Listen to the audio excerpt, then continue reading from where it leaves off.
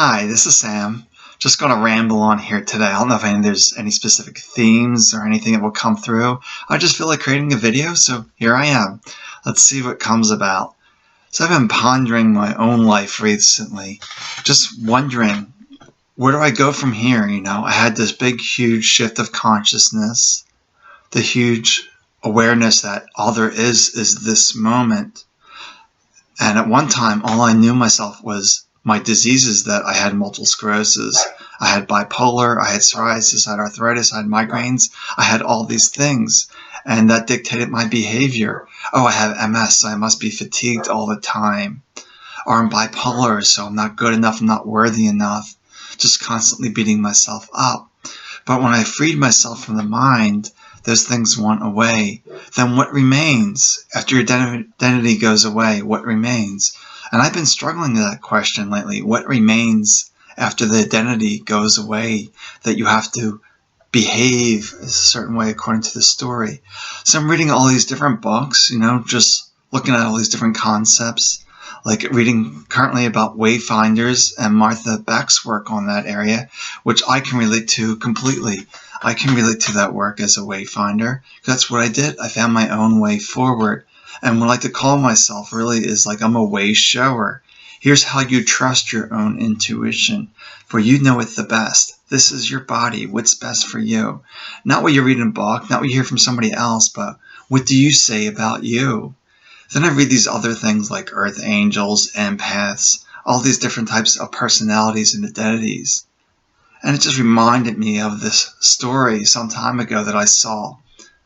I forget when I saw this, but I just remember this. It was like a classroom of students. They got everybody's birthday, got their signs, then they give everybody their horoscope based on that information. So everybody read all these sheets that they received, and everybody could agree with all the things they read about. Then it turns out they all had the same horoscope.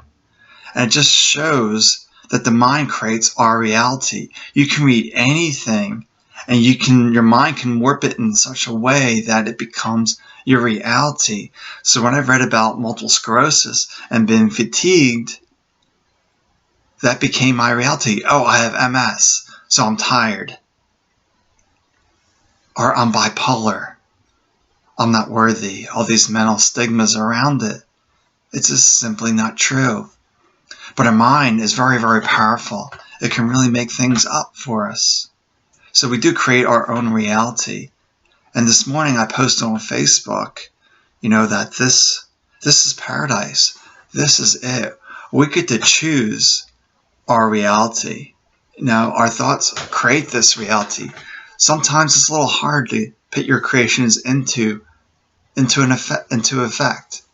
Sometimes you're limited by whatever. It could be a limitation of the body, it could be a financial limitation, or it could be a distance and place limitation.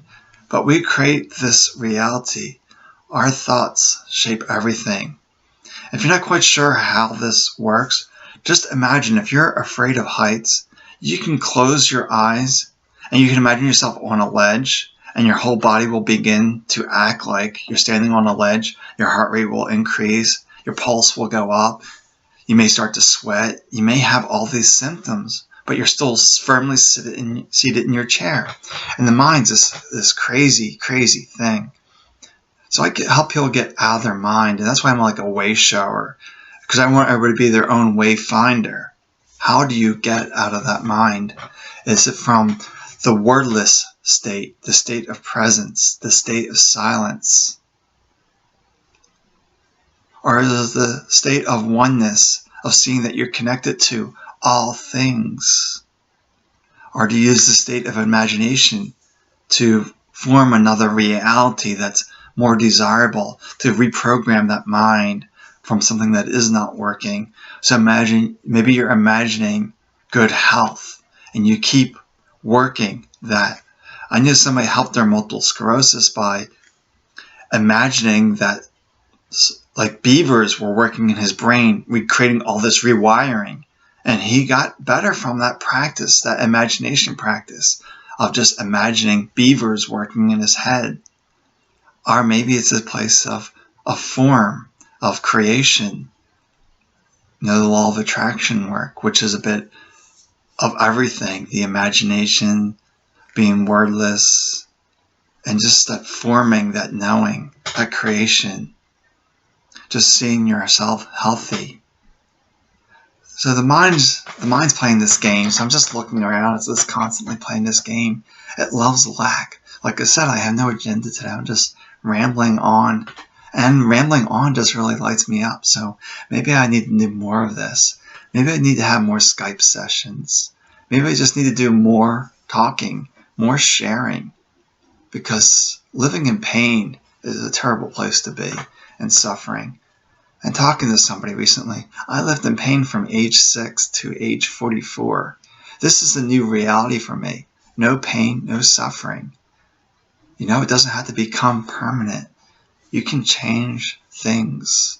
So what I'm thinking about for 2016 is just maybe I'll do some weekly Blab IM talk shows. Maybe I'll do them on like Tuesday nights and Thursday afternoons. So I can get the whole gamut of the spectrum so people can come online, talk, share stories, ask questions, and I get my perspective of the situation. Just share the goodness. It's all good. It's all beautiful. Sometimes we don't understand what's going on because the mind simply cannot understand. The world cannot be explained.